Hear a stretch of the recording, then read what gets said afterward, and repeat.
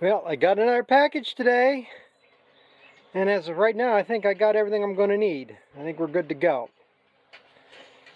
I called back down to Messick's yesterday to find out, I told them, now I got bearing that fits the shaft, but it doesn't work with these flanges. And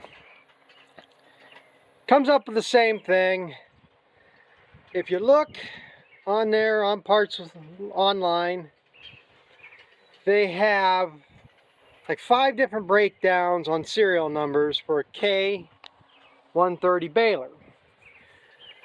Problem is, it starts at like 3.7 and my baler is 3.4, so they don't go back that far.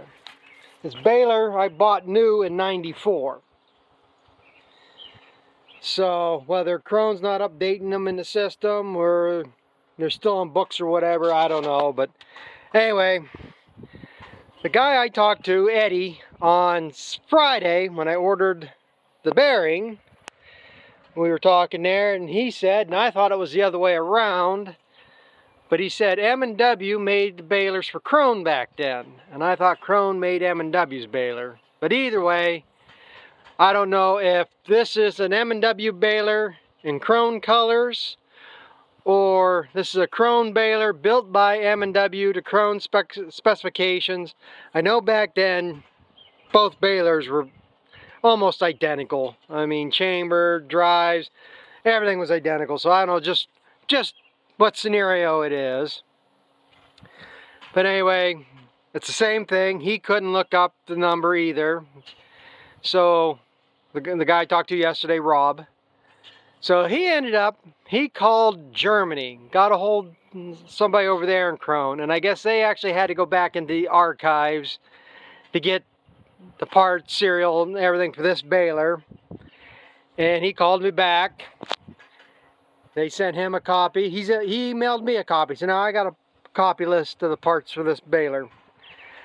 But yeah, this is the bearing. He said, that's the bearing, but it takes this flange. And instead of sandwiching between the two halves like this one goes in this way, and then you pivot it in place so it's like that. Now, I don't know.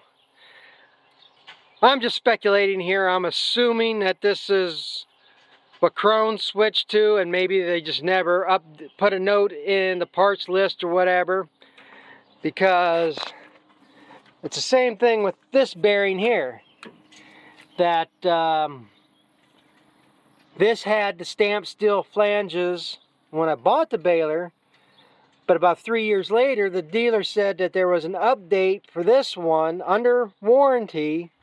This bearing didn't go out, they just replaced this bearing under warranty because, and you can see it's the same style flange. So I don't know, like I say, if this was an M&W thing and now Krone's switching this because it's heavier, it's better, or exactly what the deal is. Or it could be something like this was the beginning of a new model year, basically, because my 97 F250 that I had was like that. It was made in October of '96. And one time I went to get a rotor for the distributor, and I told them it's a 97 F250. They come out, it was nowhere near what that distributor was, or that rotor was. I forget whether it was a disc one and the one that was in there was a T-shaped one or what, but here to come find out that the distributor in it was out of a 96 model. It's like they had these parts left and they wanted to use them up before they went into the new parts. So that could be such a thing there where, or this would be like the end of a model year where they were using this bearing and then went to these. I don't know, but that will work. I can get that in there and we should be good to go. My only concern here right now is if this flange is a little bit wider, whether the bolts I got are going to work. I might have to go get a little bit longer bolts. I think they'll be all right. And the other benefit is that bearing I was getting from Erie Bearing, or Erie Tech, whatever you want to call them, was going to be a sealed bearing. This one is still greasable. It's got a place for grease fitting. And I don't know if there wasn't one in the package and it fell out somewhere. I have to look here for sure. Thing is, I got grease fittings, except for that might be metric, or probably is metric, and I might not have one to fit. But that's no big deal. I can go to Tractor Supply. I know they got metric grease fittings. So, you just go get something to fit. So that's where I got to try to get this in, see if them bolts are long enough. Like I say, I might have to go get bolts. And, so like I said, I don't know what the whole deal is, but something got switched around there. Either somebody didn't note it in the systems or whatever over the years. But everything else is good to go. I just got to clean up this shaft now. Go see if I can find my anti-seize, or at least either that or grease. I think grease is just as well. Anti-seize makes a mess, but they both work. Like I said, I'm just not looking forward to getting them bolts in. So on that, we're good to go. Because I already checked, that flange lines up them bolt holes and that bearing goes on the shaft. So that's all good. So I should be able to get that back together tonight. Went and got the tire changed. Like I say, the offset on that night spreader wouldn't match up with this one. Should be good to go. Get that on. The thing is, I didn't notice it until after I got the tire up here on the truck. I mean, I got that there and that there. The biggest one worried me is this one here. But they said there's a blowout patch on the inside. You know, like this is starting to go. Maybe I should have picked one of the other tires. Maybe it's better. But like I said, it's one of these deals. This might last one load. This might last 10 years. If I use one of the other ones and it blows too, eventually I'm going to come to this one. And I'm going to put it on at some point. So run as long as I can. And I got 3 more. So that'll be the next thing I'll work on. But priority one here right now is at least get that bearing on there and the gear. The rest of that stuff will fall into place. Because I gotta, the hay should be dry enough to bale tomorrow. I went out and I tedded it out today. So hopefully it'll be dry for tomorrow. And they do have, I mean, it's supposed to be 90 in Hubin, chance of showers in the evening. So I gotta get this back together to be able to do that. So I'm gonna go find what tools I need and as I get this back together. Like I say, this bearing, gotta make sure, like, try to get that hole to line up with that grease fitting. Should squeeze its way in there. Got that one. There's 2 of them, yeah. Either way. See, I don't know if I exactly want it right under the grease fitting or just cocked off to the side a little bit. Because it'll ooze its way in. Yeah, I'm going to see what I get here, and like I said, I'll bring some updates here as I get along. Well, after a bunch of cussing and swearing, I've made it this far. I ended up having to go get new bolts. These are 1.5 inches. They're slightly longer than the ones that were in there, but they're just long enough they don't want to fit. And this one is a pain to, real pain. I'm gonna see it in there, am I? Everything's on the back side of that chain, the other bearings that roll on that outer chain. And there's just enough space to get that bolt in there lined up.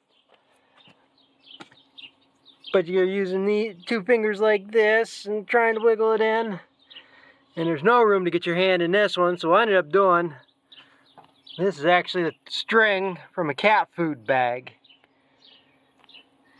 And I tied that on there and down into the threads. And I used that to fish that up in there with. So I got it in there. Now we can just get the nut started.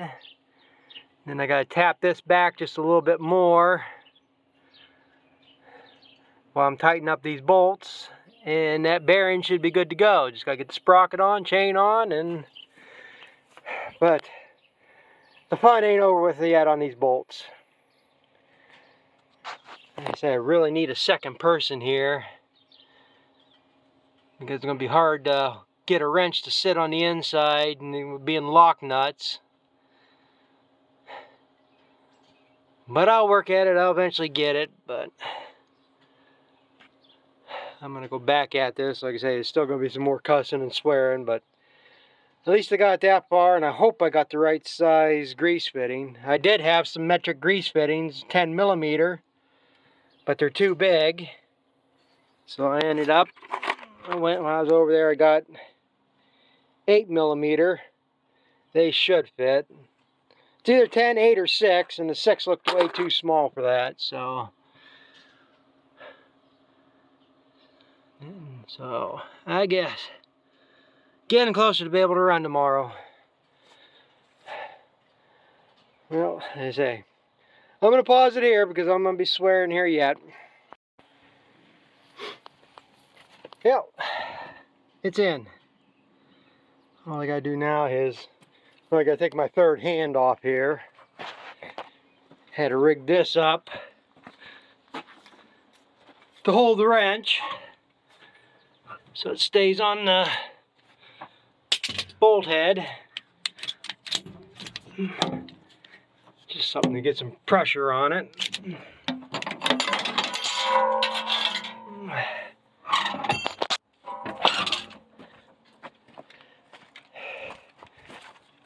And that should be good to go. Just sprocket and chain is all it needs now. Well, I got to tighten these 2 set screws up here yet. I'm going to get them just yet here. I'm going to turn this over some by hand, make sure everything's turning freely, so it seems to be lined up.